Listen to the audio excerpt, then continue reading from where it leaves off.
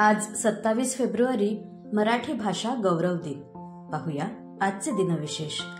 आजच्याच दिवशी 2001 रोजी जमिनीवरून आकाशातील अनेक लक्ष्यांवर मारा करू शकणाऱ्या आकाश या देशी बनावटीच्या क्षेपणास्त्राची चंडीपूर तळावर यशस्वी चाचणी घेण्यात आली।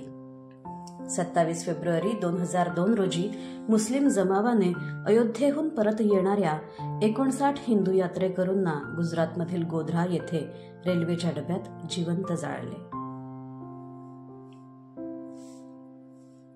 भारतीय कवी, लेखक, नाटककार, साहित्य अकादमी तसेच ज्ञानपीठ पुरस्कार विजेते पद्मभूषण वा शिरवाडकर तथा कुसुमाग्रज यांचा 27 फेब्रुवारी 1912 हा जन्मदिवस, जो त्यांच्या स्मरणार्थ 2013 पासून मराठी भाषा गौरव दिन म्हणून साजरा केला जातो।